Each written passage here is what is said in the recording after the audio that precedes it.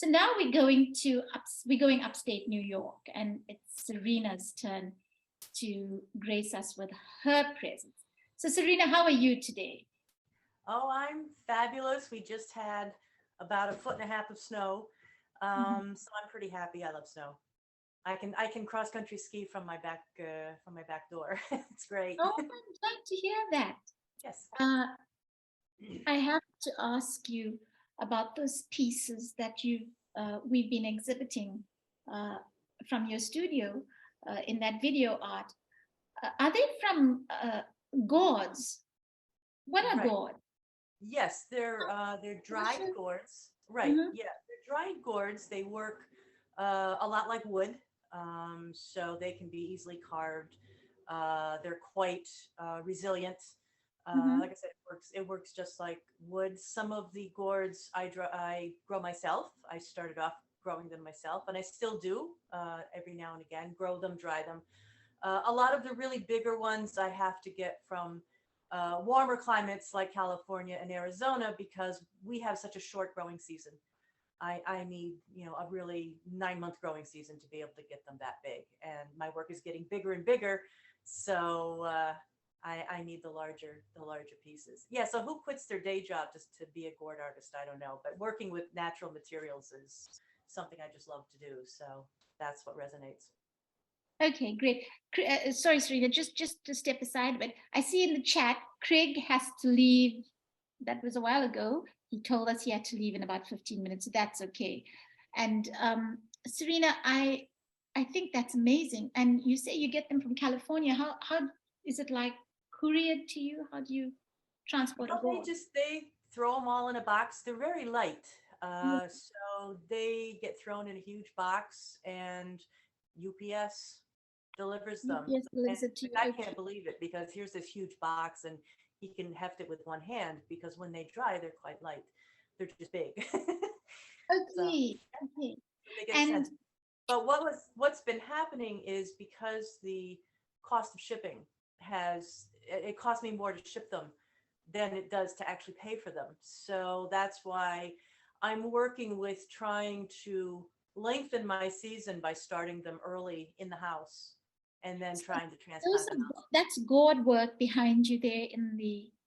Yes, yes, those are actually the taller piece is a finished piece that is gilded and then it has a bitumen stain over the top of it. And then the other piece it's a raw piece. That's what the raw gourds look like Okay.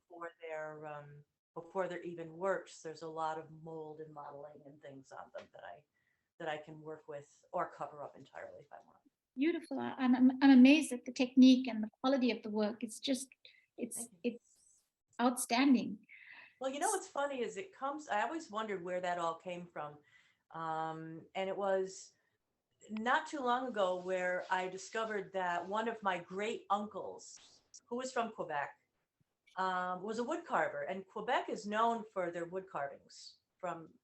That's a huge thing back in Mhm. quite a few decades ago. And he was a wood carver. He moved here, and that's one of the things he kind of sort of did on the side. He was a carpenter by trade, but he did wood carvings, and I have a little one, and one of his pieces is actually in a digital collection at Siena College, which is like great. So it must be in my DNA somewhere. Yes, The carp part. yes. The Yeah. carving part, because the carving is very intricate. I was looking at it in detail, and I'm amazed at how you get those shapes. Mm. And so, how hard is the texture of this gourd skin? How hard is it? Is it very woody? Absolutely. Yes. Yes. It's very. I can actually show you. It's like I said, it's very light, but and they can be very thick as well. Like there's certain gourds that I get that are like an inch or two thick. So that's why I can do all that kind of work with them because then I can get that real intricate carving with it. Some are very thin, but if I Absolutely amazing. And Serena, the inside of the gourd, you can eat that. It's very bitter. Mhm. Um, as a matter of fact, don't even, because I've planted some. I mean, you can plant them in a field of deer, and they'll take one bite and go, "Ooh." Okay. So So it's that's not why a the gourd. pumpkin. Yeah, that's why the gourd has been used in Africa. Africa, I mean, my God, in Africa they have the huge calabash, the really really nice. We have the calabashes, but they're Right. not bitter. They're not bitter. They're tasty actually. Oh, yours are okay because the ones here, they're quite bitter and not not edible at all. Which is good because that's just more for me to work with. But Mhm, mhm. they've been known for being used for spoons and bowls and very functional actually. Very So to take functional. something that is very traditional and very functional, and my Mhm, goal was to take a traditional medium and turn it into something that was, I hate the word fine art, but to have them just as works of art, which is why a lot of my pieces you'll see the shiny interiors, the gold interiors, that's gilded with an mhm, actual alloy metal or gold mhm, leaf. So I went to England and learned how to apply leaf the way they do on mhm, the frames of masterpieces in museums. And I wanted to bring a very humble agricultural material to the level of fine art, and it kind of gets it to be more ethereal. um it just brings something else to it, something that people wouldn't notice. And I mhm. did have, way in the beginning of my career, when I started working towards gourds, and somebody asked me, they're like, well, if you're a carver and a sculptor, why don't you work with more noble materials? And I'm like, I could have, you could work with stone, you could work with marble, like all the great artists. And it's like, I don't know, man, there's just something about the simplicity and the humbleness of the gourd that you really have to look to find the extraordinary in. It doesn't clamor for your attention in and of itself. So it's just finding the extraordinary in Well, something. definitely, because when we look at your art in that little mini exhibition, can I just run it through now, Serena? Oh, please, Can I please, just put please, that up? please. With Okay. Desh's music, by the way, which Music, yes. those So who know. let's just run it, and then we will continue with Yes. the it's here. Let me just put it up. There we go.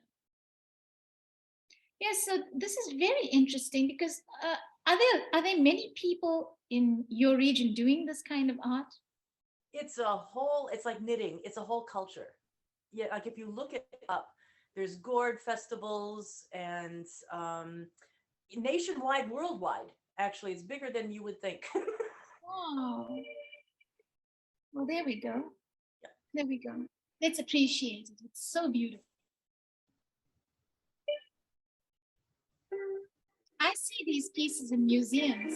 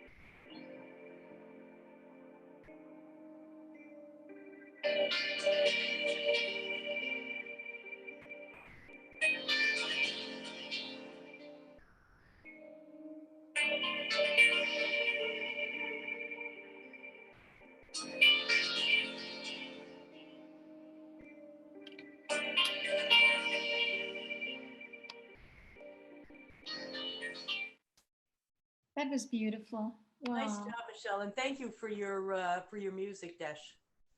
Oh no, no, Yes. thank you so much. Let's It was backed let's up by your beautiful chord work. conversation. I love what we did there. I think it's proof. And this is what the show is about. It's about making your dreams come true. And the thing is, we're in two continents.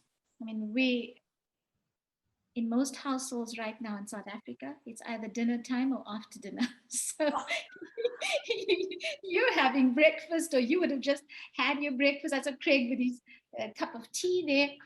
And the thing is that we can do this with digital communication. I think it's so powerful. Because Serena, you also are a digital artist, and that's one of your pieces there in the back, behind you. Yep. So I think this, I mean, Desh is in Durban.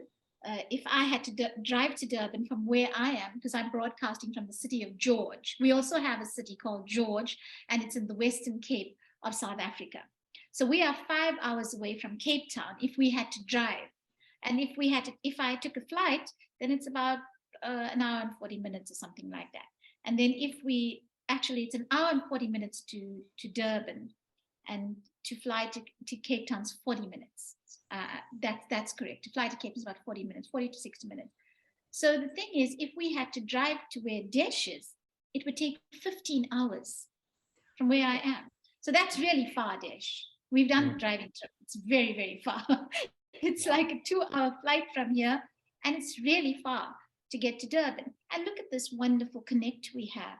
And the video was the work of all three of us. You created the art, and I put together the exhibition using his music. I mean, this is a collaboration, and this is what I love about the artistic world. You know, it's like being a band. We each come with our own instruments and we put together a song, and that's what I love about it.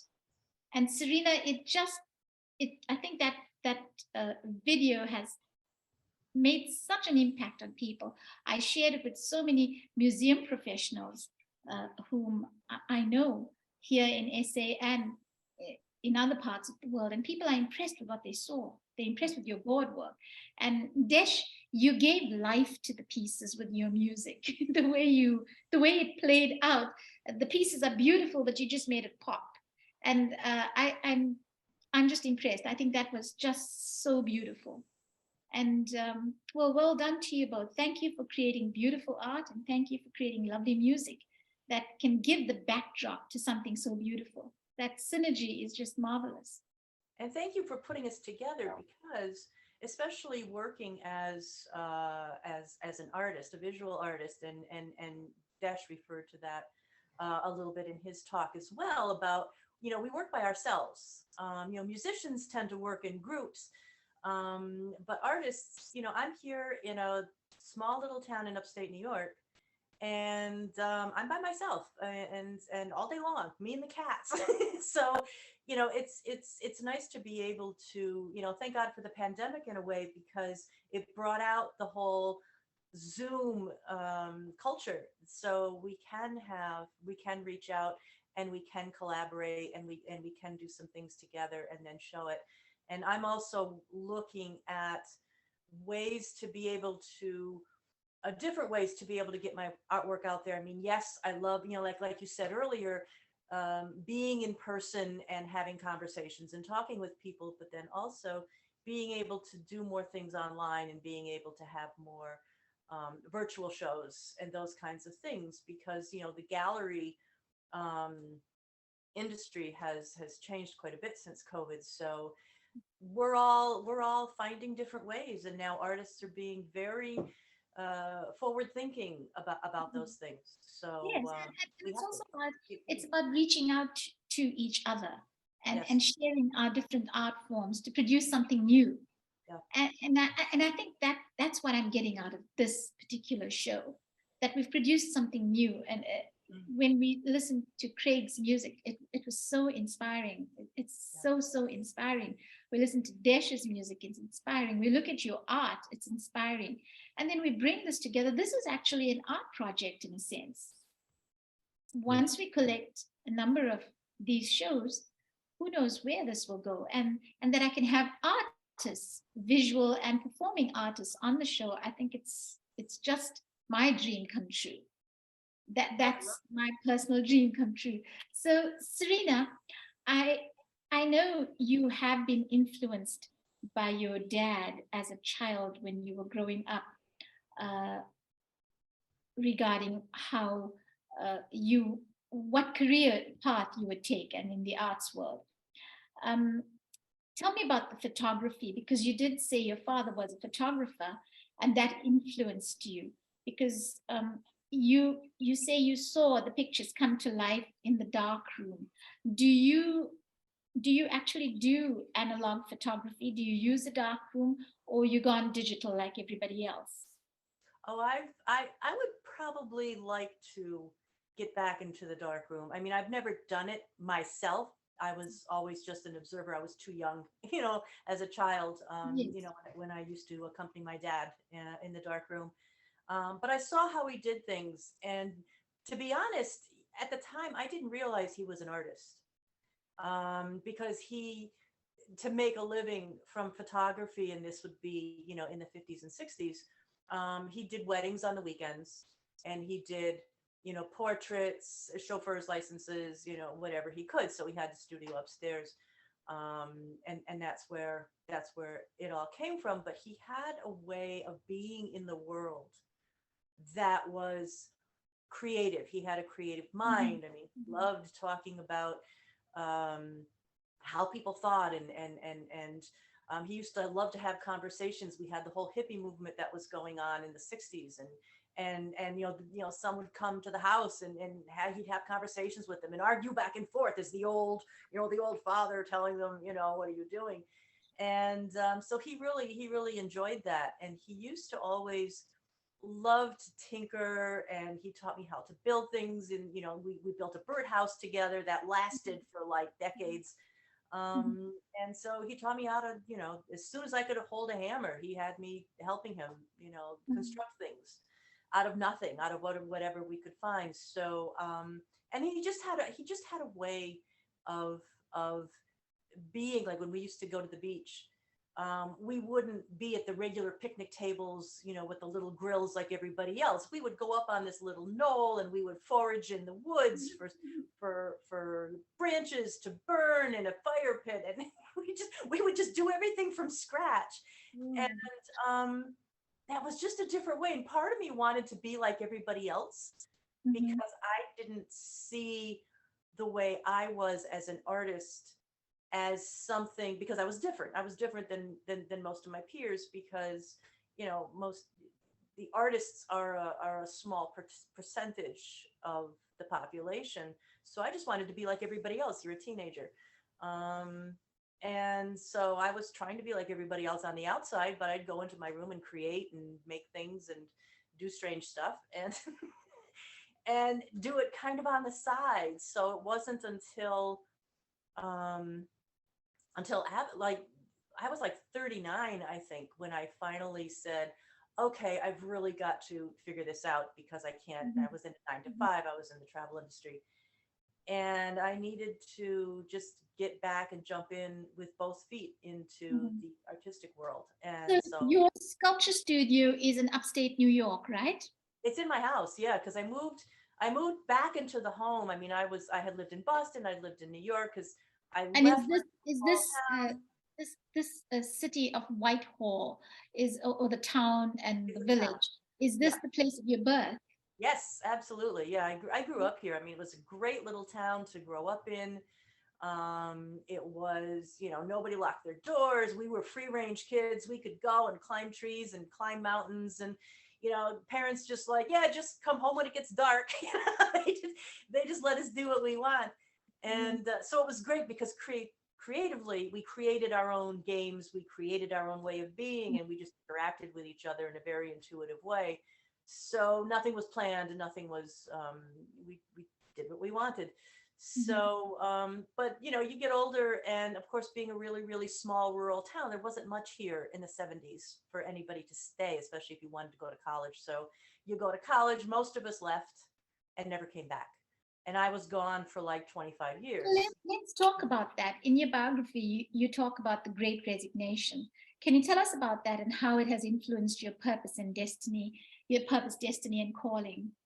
Yes, absolutely. So basically, like I said, I never really did my artwork professionally for many years because, well, you've got to get a job, and you go to college, and then you go out and you go into the world. So the most fun thing I could think of was to be in the travel industry. But even if you're working in the travel industry, at some point you're always in a gray cubicle or a little office doing things on the computer, and so it still is very much an office kind of job, which I excelled at. I was very good at it because even though I'm an artist, I have a very detailed mind, so that worked out really well.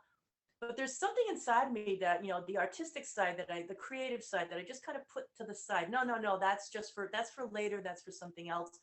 I have to do this, making a living thing. um, and eventually it caught up with me, because if you're an artist and you're not doing your art, it comes back and it knocks on your door and says, hey, you, get back into it. And so I started getting these nudges from within to get back into my art. And I was also questioning, geez, do we really have to work 40 hours a week? I mean, that's a lot of hours in the course of a week to be devoted to a job outside of what you would normally do. And, and just the fact of an alarm that wakes you up and, jiggles you out of bed suddenly and wakes you out of a sound sleep. It just seems so unnatural to me who likes to roam the woods and kind of do things intuitively. So I ended up, after 20 years working in the corporate world, I took a sabbatical. I'm like, I can't, I just can't do this anymore. I have to just stop and see what's going on, and get into my art. And I started taking like transpersonal psychology courses, and discovering, how how Native Americans interacted with nature, Buddhism. I just studied everything. And I never went back. I was like, I'm like, I have to do this artist thing. I have to just jump into this with both feet. So I quit my day job, and the universe gave me an art studio. I was in Montreal at the time, art studio in Montreal's Soho district, which no longer exists. And that was my great resignation. That was like, I'm done. I can't do this 9 to 5 thing. And it was so freeing, and so just, wow. I'm like, not having to get up, and the 40 hours.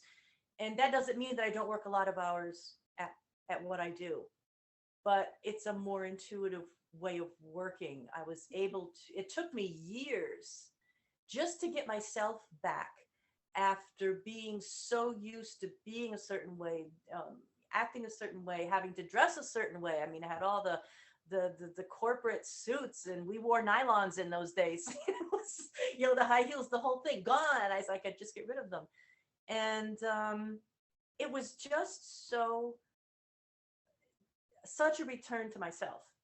And then within that, I found that there were levels of awakenings that would happen, where I would get deeper and deeper and deeper into myself, because I was pulling myself further and further away from the 9 to 5 corporate, the rat race thing. And I would always have to dip a toe in, because life as an artist, some years you sell really well, and sometimes, depending on what's Yeah. happening with the economy, Just, it don't.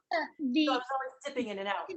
you speak about the awakenings, and Yes. I must say, it would be very long to mention it now, but it is part of your biography, the awakenings. I have to ask, the awakenings, would you liken it to an epiphany of sorts? Yes. Absolutely. It's like all of a sudden you're going along, and I hate to use the word waking up, because that assumes you're asleep.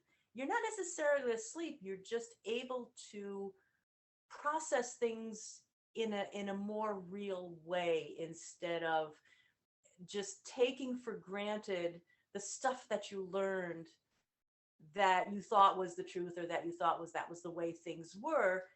And when you start to come to these awakenings, and you usually do when you pull back, or sometimes there's a trauma that happens. Like if there's a trauma, you lose a parent, or people have accidents or whatever, and and it forces you to rethink. It forces you back into yourself.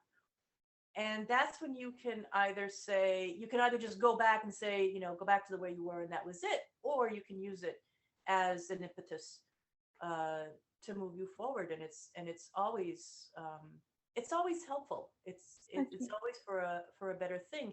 And I think what's happening now is, because I started this way back in the 90s. Okay, we're talking mid to late 90s. So I was having all of these things way back then. And what I'm finding now is, with all the chaos and everything that's happening now, there is an upheaval that is taking place. And I think their views of the world and their views of each other and their views of who they are changing, because now it's all up for grabs and it's all out there. And people are looking for the truth and looking for where they fit. Because so I'm glad you said that, because there is such a move in the world right now. I mean, it's in various parts of the world, and so many different people from different disciplines, from different parts of the corporate world, and just focusing on, and I think COVID made us all realize this, focusing on why we need to connect more, why we need to be kinder, why we need to be more compassionate. Now, these are innate human ways of being. Why are we now realizing, or I should say, we are now realizing that we're not kind enough, we're not compassionate enough, we're not connected enough? And yet we were born with these traits, and they're in us. So how do you think your work brings that out in you? It's, for me personally, it's the connection with nature.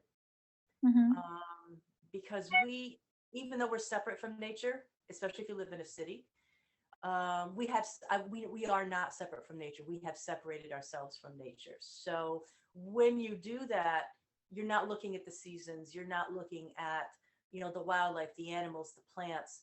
And so just in my beginning work with the gourds, I started work with them when I was in Montreal, and I just couldn't get into it, because you're in a city with the noise and the concrete and there was always something going on. So I moved back here to the place where I grew up, in the house that I grew up in, because I knew I had to create from something I knew. And what I knew was, I know how the earth smells here when it rains. And I know what the leaves sound like in the wind before a storm. And that's what I needed to create from. I couldn't do that from a city. As much as I love living in Montreal, and that's part of my heritage, I just couldn't do that from there. So when I started creating from that, we are so connected to that, and we don't realize it. And then what I started doing was, I started doing a project that had intrigued me for a while, ever since I was a kid, because there were all these little wildflowers that would always crop up here and there. And of course, I would help my mom in the garden, and we'd weed them all out, and before we planted. And so one year I says, I'm going to let these weeds grow, because I really, my mom had passed away, and so I didn't have to worry about weedings anymore.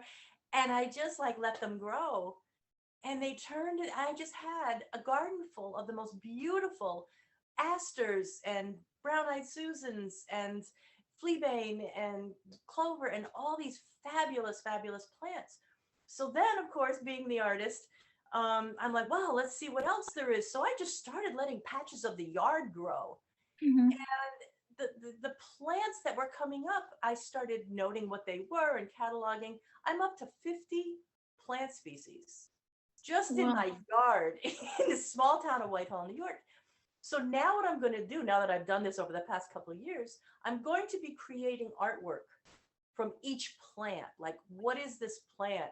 What kind of bees or butterflies, what comes to this plant? How is it, what is it, and just take pieces of this plant and turn it in, using perhaps gourds as a base. I don't know how I'm going to do it yet.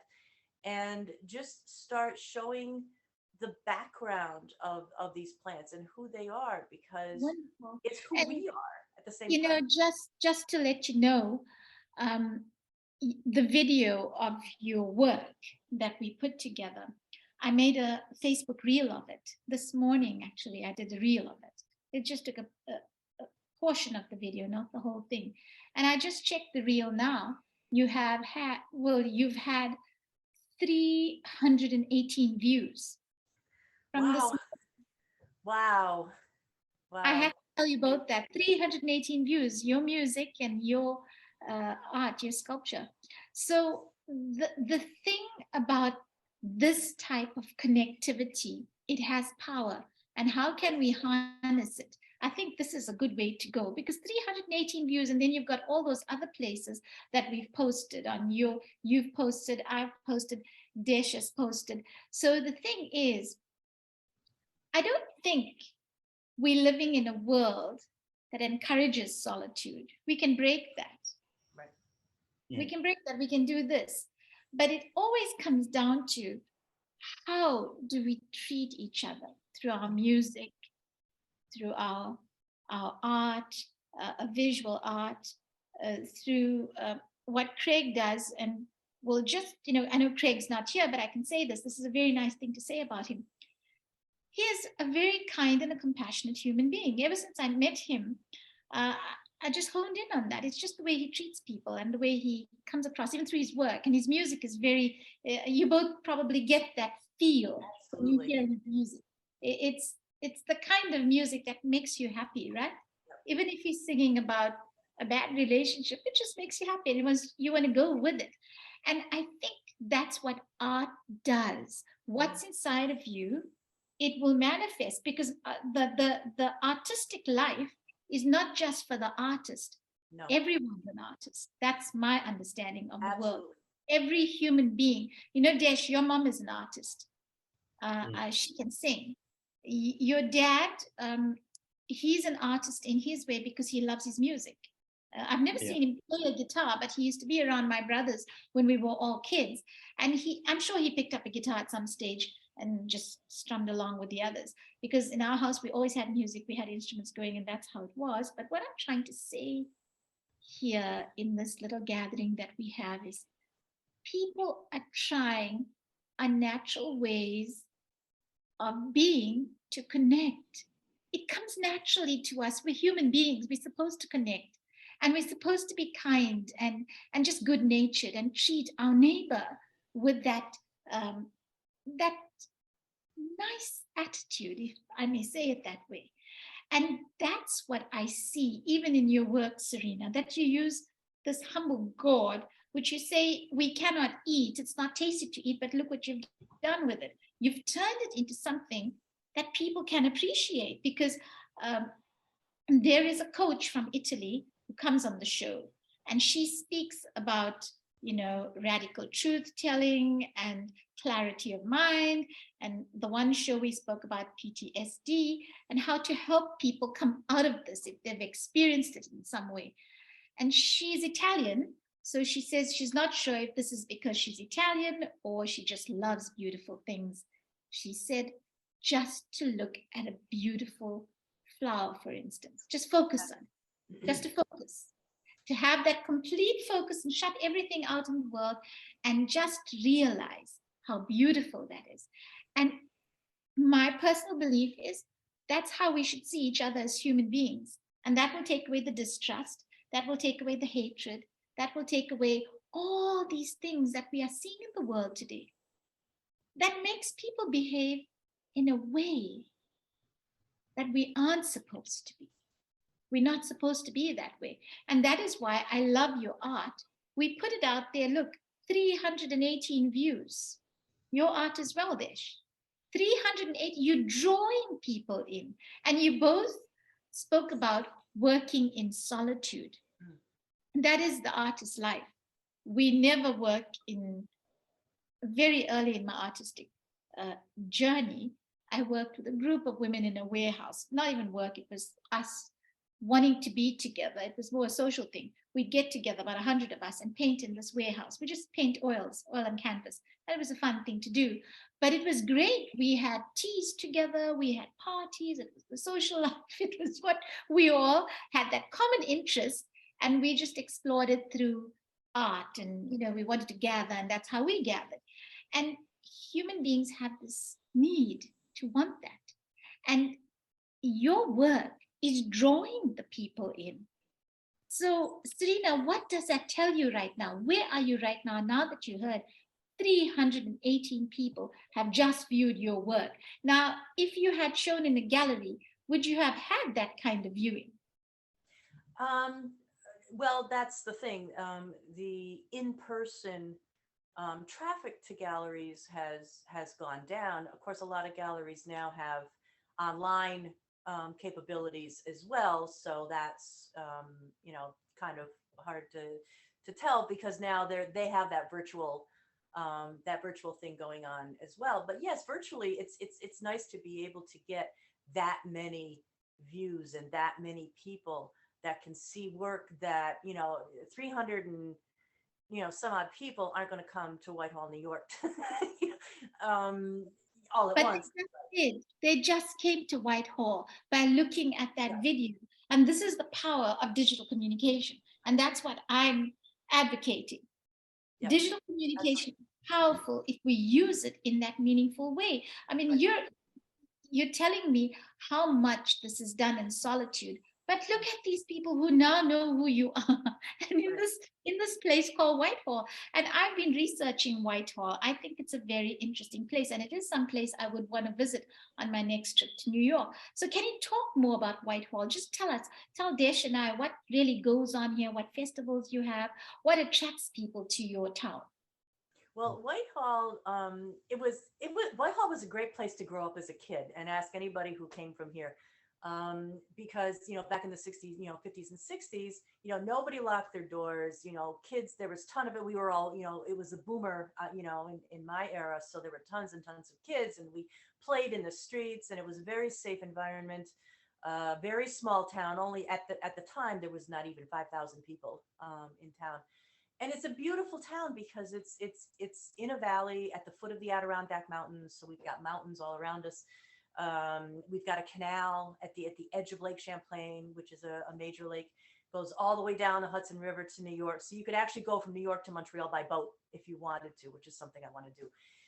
Putting it out there. So it's a great, and a lot of people come through on their way to skiing. So it's a great place for that. And then once all the mall, and we had a thriving downtown, you just did everything downtown when I was a kid. And then it kind of started to fall apart. We all graduated and went on to college. Everybody moved out, the kids. So the kids were gone. The malls kind of took over from shopping downtown.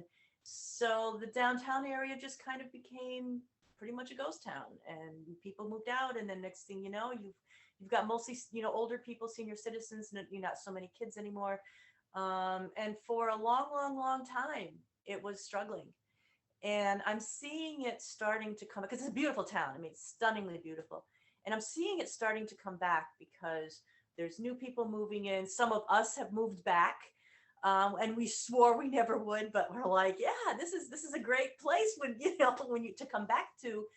And there's some really funky festivals and things that have started, because we're the birthplace of the U.S. Navy, and there's a lot of Yes, historians out there that are going to say no, it's this, it's that, but we're one of them. Let's just say that. But we also have, if you've ever heard of Sasquatch or Bigfoot, which is this big, okay.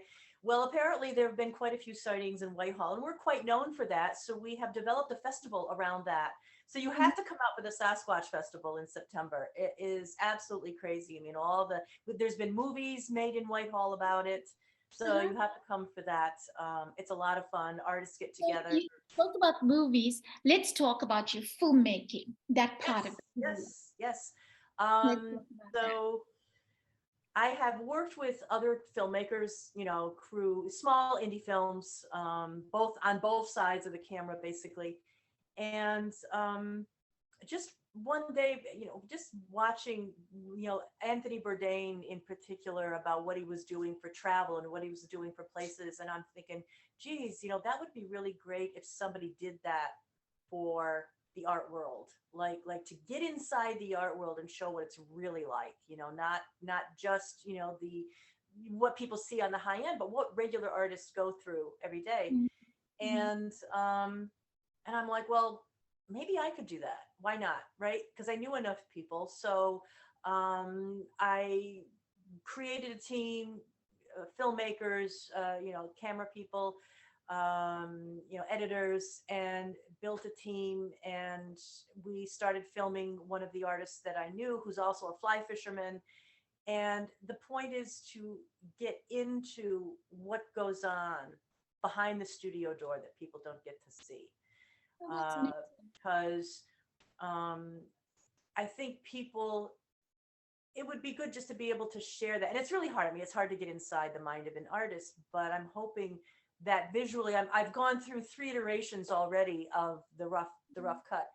And I have to get to the point where I can visually show what goes on when an artist is creating. And So you filmed all this in Whitehall, I would say. well, in the region, because Washington County, I mean, the whole region, we filmed some, when he's on the river, and because that's what his art is about. He does paintings, and it's environmental at the same time. So do you bring in like a professional film crew? Absolutely, yeah. I mean, none of us are, are working for, Netflix or anything like that, but these are all people who know what they're doing. Yeah, absolutely. This is great. Yeah, this is great. Absolutely. Yeah. And I'm just the director and the producer. I just wrote the thing, and I let the professionals, do what they do best. And it's going to be interesting to see how this turns out, because it's just going to be another way to show what artists do and why we do it. For example, the 365 Days Project, which is where I met you. Which is where I met you. Yes, and that was like what, 10 years ago, 10 years ago, where the whole goal, the point was, I had made this New Year's resolution to write every day for 365 days what it was like to live life as an artist. And it was from a personal point of view in the beginning, and then it grew into interviews with other artists like yourself. And that was back, like I said, that was back 10 years ago.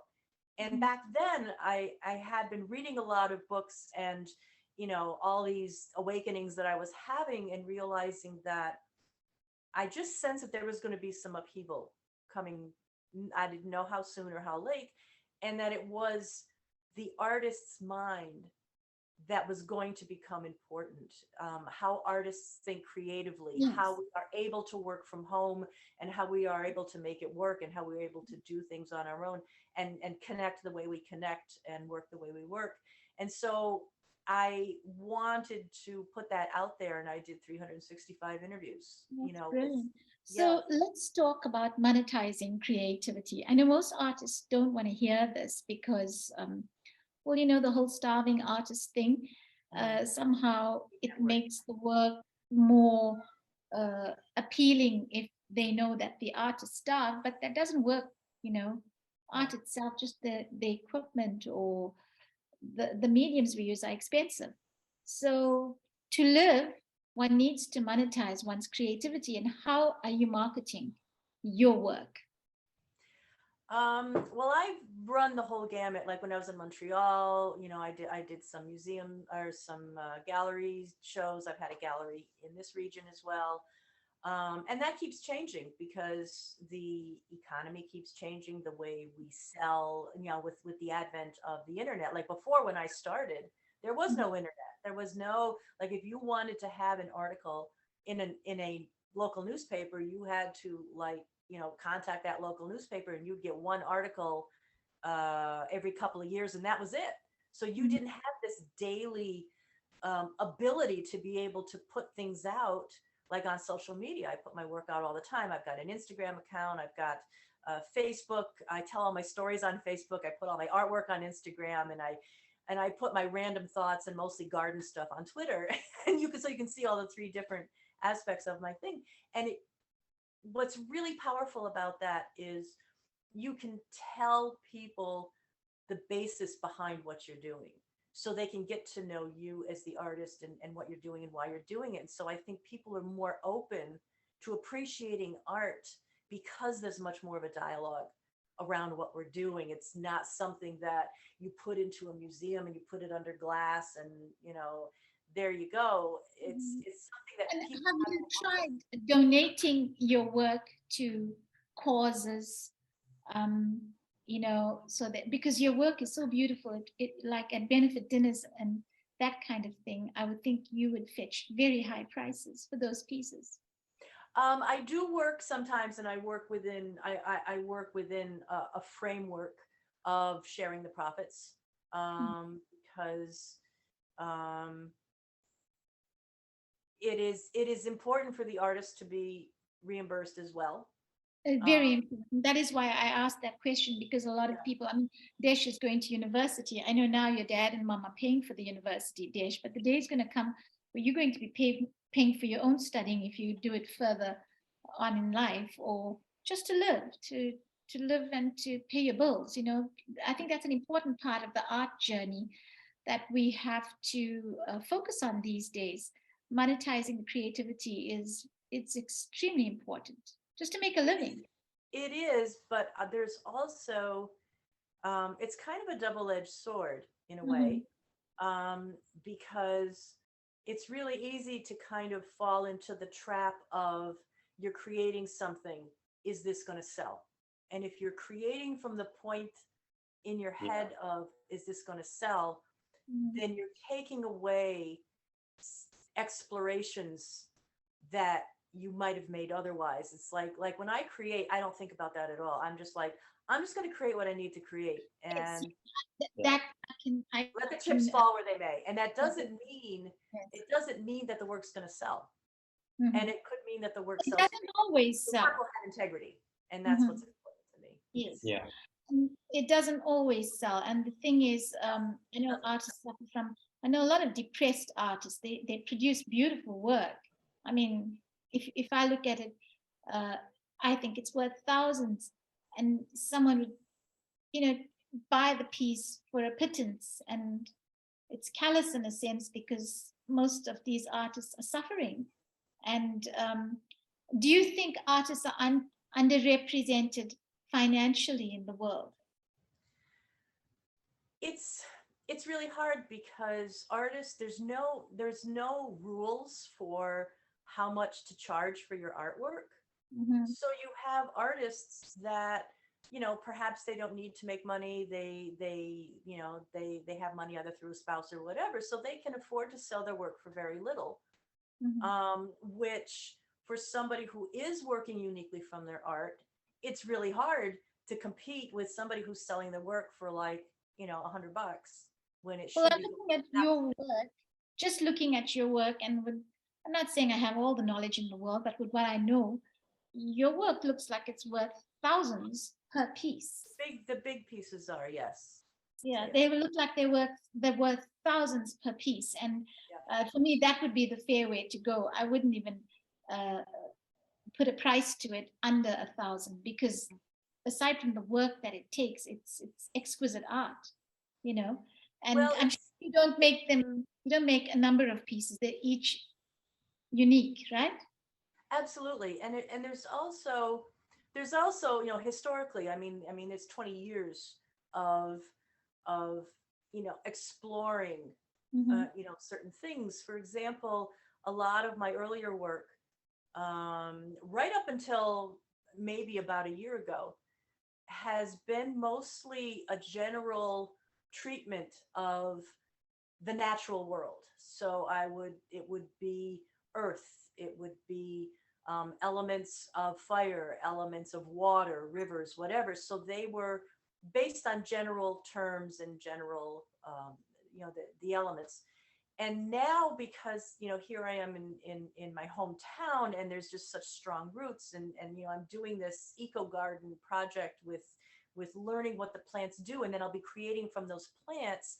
Now it's become place specific, and that's going to be an even deeper dive. So it won't be just about earth or just about plants in general. Mm-hmm. It's going to be about this particular plant and why it is what it is, and what is its background, and why is it here, to begin with. I'll give you a really good example. When I was letting my yard grow, parts of it grow wild. Now, this was a lawn that was mowed, for like 60 consecutive years at least since we've lived here. And all of a sudden, there were these trees that started growing. And I'm like, what the heck is this? And when I did my research, I found out they were white mulberry trees. And white mulberry trees are not native to this area. So where would they come from? And so Mhm. when I looked them up, they have a history that is linked with the silk industry because silkworms would eat the leaves. And sometimes what would happen is they come from China. And what they would do is they exported white mulberries because they wanted to develop silk industries in Europe and the United States. And I'm like, well, why would that be in Whitehall, New York? And come to find out, we had a silk mill here, which is how my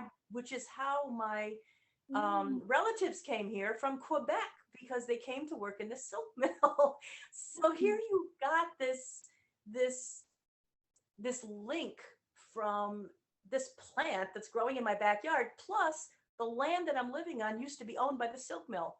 So You're an bang. American of Polish and Canadian heritage, Serena, because this is you're talking history now. So, Yeah.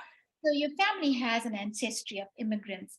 So Yes. how do you incorporate that? Well, you just actually you are telling us right now that you Yeah. actually incorporate that history into your work. And well, you're also telling us what it means to you as an American female artist. That's a big deal, I think. Yeah, and probably because I'm a first generation American. It's like Mhm. my father was born, he was born in Canada, and my mom, she was American. Mhm. But her Your father ancestry more is so, immigrant yeah. ancestry. But it's yeah, and I think maybe it's the era, this is me too, because like when I moved to Montreal, it was about finding my roots, my Canadian roots. So I think because I'm still so close to those roots, Mhm. um, you can dig deeper as an artist when you go Mhm. into your roots, because then and as a person, it's like you're finding out who you are and why you are, and you start. Oh, I noticed that you enjoyed Craig's music, and I do know that I love this because you did tell me that you're a boomer. Uh, Desh is a millennial, Yeah. Craig post millennial. So you identify with both genres of music, Hmm. Desh's and Craig's, and I think that's very interesting because it sort of tells me that you're not an ageist. You know, you fit in regardless. So what's happening there? What are you listening to? In terms of music, Yeah. um, interestingly, a lot of the music that I listened to and sometimes still go back to is a lot of progressive rock, believe it or not, like old Genesis. Oh, It's my favorite. And I will still that because that just sends my head like in a whole nother place. Um, there's a lot of that kind of music, and then a lot of like the kind of music that Desh does, because that just kind of brought me back to when I was doing some transpersonal psychology work and meditative work. And mhm. that's the kind of music also that will allow your brain to kind of Well, flow I'm through happy to hear that. I think that's connections. wonderful. Let's bring Desh into this conversation. So, you know, just to break the isolation of artists, how will Mm. the two work together? Because I saw such a lovely synergy there with just bringing that his music with your work, and I thought it was fun. So Well, how? you know what I thought when I saw the video that you did Mhm. was when I was watching the images and then I was listening, to the music that was accompanying. I saw that especially with the colorful pieces like this, it really just brought that out, which I found really really interesting because the type of music that Desh is doing, and Desh is a millennial, so it's very contemporary. And I Mhm. had created these pieces because these pieces And are that's millennials like those colors. Desh, am I right? The Yeah. yeah, bright, vibrant colors. the bright Millennials like. colors, exactly. Yeah. And now let me tell you something how that started, because um this was another thing that I was told. Never listen to what people tell you sometimes. But one of the things that I was told was back, a while back, was that, oh, nobody's going to want organic forms. Nobody's going to want earth colors. They're not going to want your work. Trust me. That's I'm so like, neat.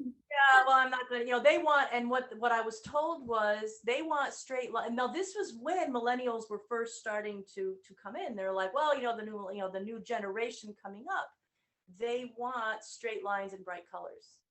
And I'm like, okay, fine, which is true. Actually, that was where a lot of the color forms and things were coming from. And I said, yes, but there's still a need for what I'm doing this way. But I had that in my mind for years. And I'm like, how can I do it? How can I do it? I'm not going to, color, put my gourds in bright colors. I'm not going to do that or make them into straight lines. And when I started, because I've been doing photography of all the nature, everything that I do is it's much more of a research tool than it was to, I'm going to take this photo and turn it into something. But I started going through, I had thousands of photos, started going through them. And I thought, geez, what if I just start, throwing them into a digital, manipulation program and just see what I can do with them. And this is what came out. And I'm like, this is great, the bright colors. so they're kind of the just because you have such a strong art background, I think this will resonate with you. If you have something like an iPad or any other tablet, you can actually download apps. Desh, you're probably aware of this.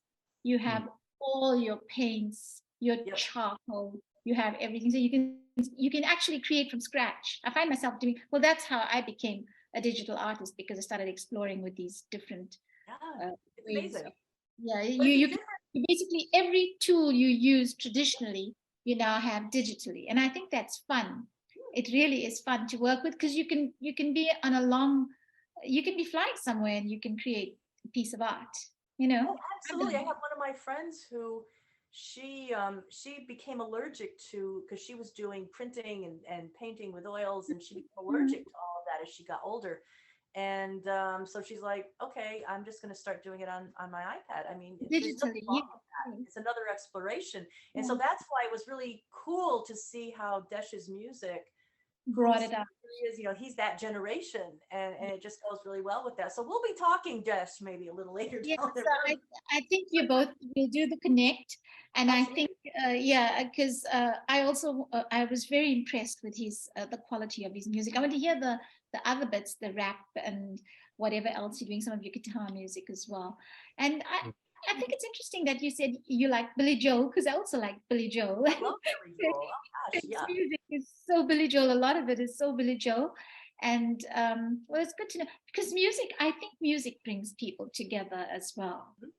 Beautiful. I love that music brings people together that way. And you lose inhibitions, and you're just human beings enjoying something. I think that music does that. And when you put art and music together, visual art, it gets even better. And so Serena, have you written a book as yet? No, it's I keep saying I'm going to, and I will get to it. I think once I get a little more on the other side of this new project that I'm working on, with the garden and the artwork, that's going to take, probably a year or two at least. I think then that will be coming, just because, and it's funny because when I wrote out all the information for you, I never really put it in a chronological form before. It's like all these things, like it's kind of like when you write your own resume. It's like you don't realize all the cool stuff you did until you start writing it down. And I'm like, geez, there was quite a path, a 20-year. I've been doing this for over 20 years. A 20-year path to get to where I am. It has not been easy, I will tell you, but I have one important question. Well, you describe Whitehall and it sounds beautiful.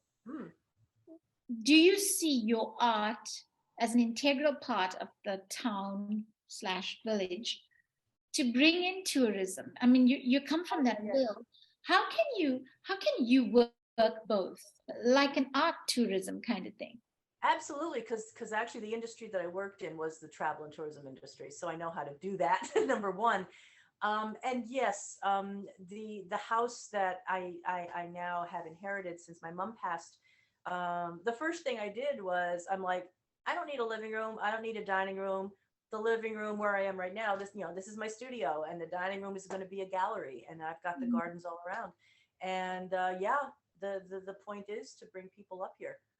And you know, That's I'm wonderful. not Well, saying when you start the tours, there should be an art tour. Desh will go, right?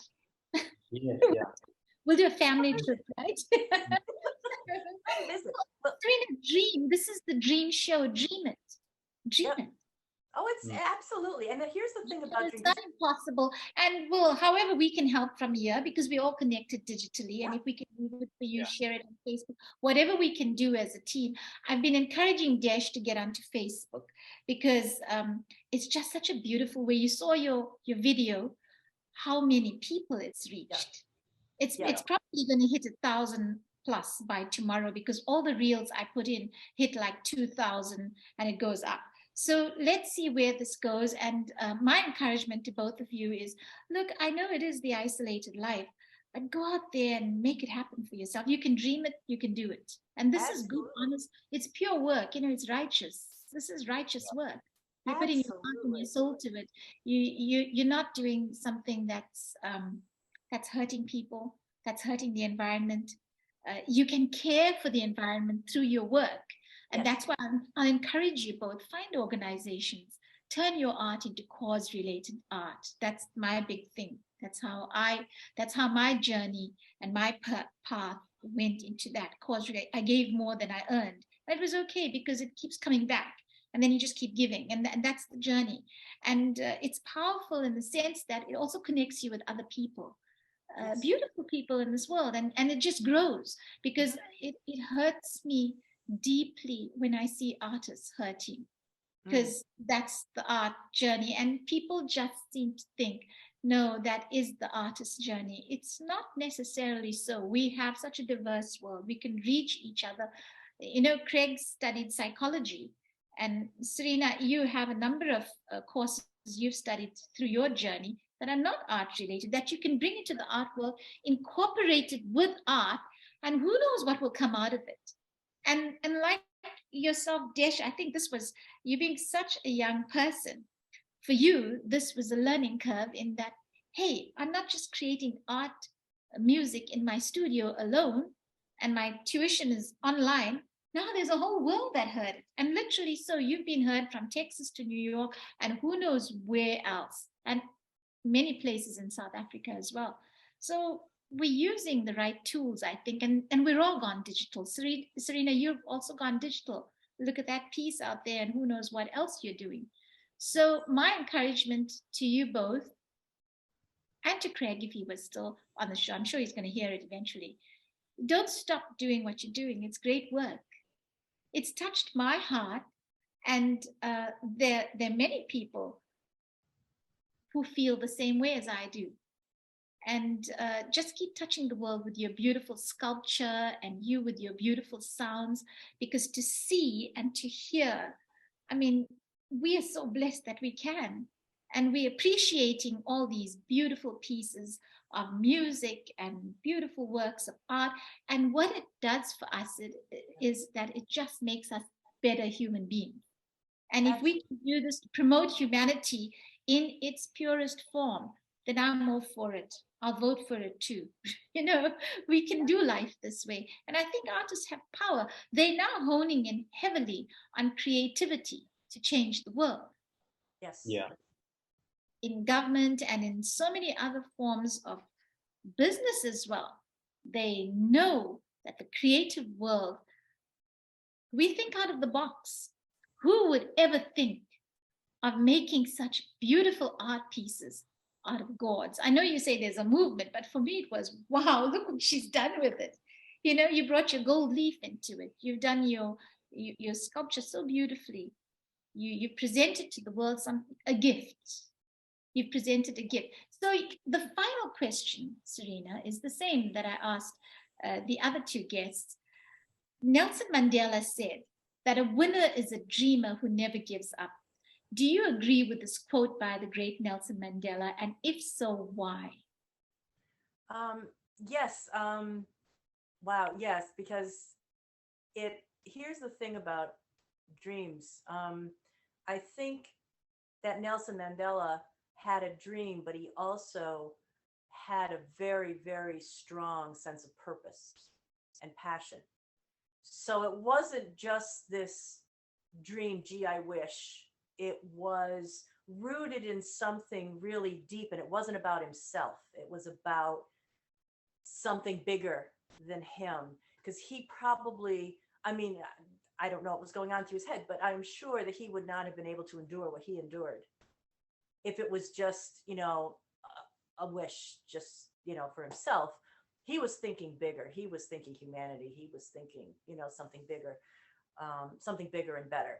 And he believed in that. And I think that was how that dream became real. And I think that, especially when you're creating your work, you start creating it for yourself, because it's your own healing. It's your own working at trying to figure out who you are, because that's the best way to do it. Like, take the words out and just, write music, or that's how you're going to know who you are. Because when you look at this piece, you're like, geez, where did that come from? Because you're dealing with something deeper inside your brain than you are consciously aware of.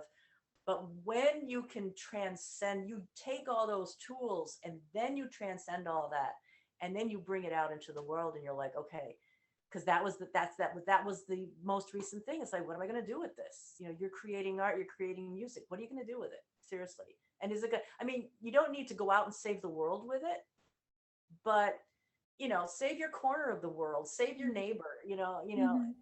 just if it helps one other person. To me, if those 300 people that got something out of that, video that you put out there with, Desh's music and my work, that gave them something clearly. And they shared it clearly, because, to have that many followers. So to me, my work is done. That's cool. That's it. Wonderful. Made them, I mean, it obviously would make them feel better about their day, if for 5 minutes or the 2 minutes that video lasted. That's all it is. I just, I appreciate what you said, and I think that's beautiful. It rounds off the whole show, and I'm so happy because you, to me, all three of you get it. That's, I was, wondering what each of you would say on the last question, and I think just those clips I will turn into reels from all three of you, because I think it's powerful, very, very powerful statements. And the power of our words manifest into what we will be, create, do, and think. It just comes out. And the next thought comes in, and the next idea. So to end and to honor your work and Desh's work, and also Craig, who isn't on the show right now, we're going to end with your work, Serena, and yours, Desh. I'm playing the video again, but before I play, I'm checking the Facebook. See, I'm checking it. I want to see how many views we have on that reel.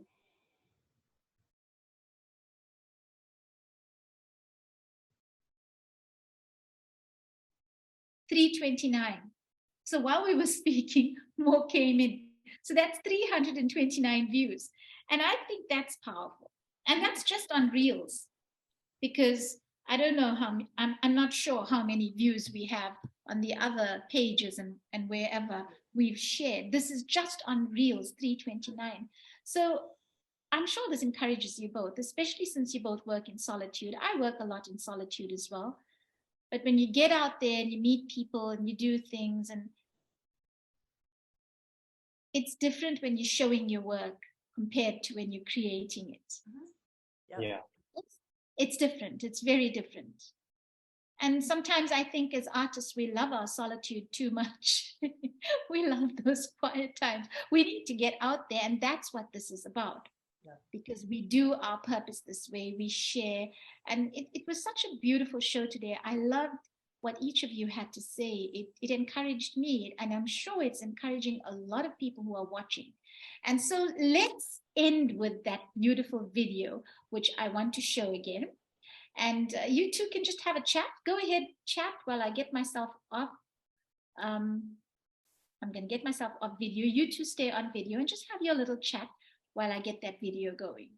Okay, thank you. Thanks. So I'm so thrilled. We'll stay in touch, Desh, for sure.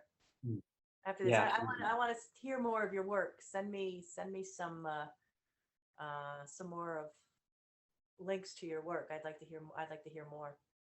Oh, absolutely. And going back to what you mentioned earlier, with psychology and the music, you said it has that sort of, at that time you were listening to a lot of meditative music, that sort of quiet, introspective music. That's actually what greatly inspires my music.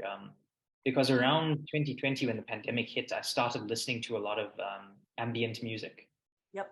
And for me, I think, especially being in high school before that time, coming to terms with my creativity and then my artistic inner self, I had a lot of thoughts in my head, but which I couldn't quite contend with because they were all just clashing back and forth, sort of amidst everything else in life.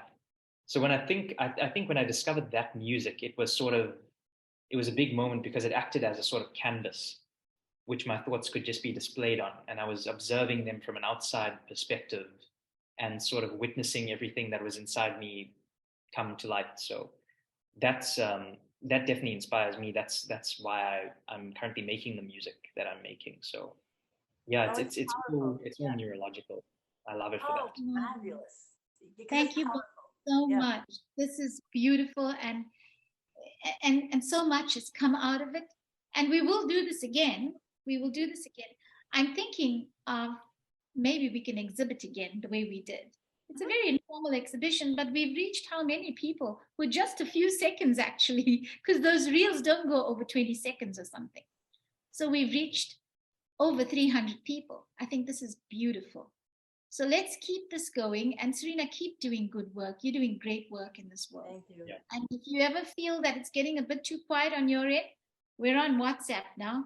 Pop me a message and we can have Absolutely. a chat. Desh, I'm enjoying being in touch with you. It's lovely. It's really wonderful. And that we're blood relatives, that's so exciting as well. You know, we're taking the family heritage to the next level. Serena, you can also be our family. You can be part of our family too. Good. So we will just grow the circle. How's that? It sounds good to me. Yes, we will just grow the circle and let's do this. So I'm going to play this video and God bless you both and lots of love and big hugs. Thank So you. take care and be blessed. Just stay online and we'll actually end with the video.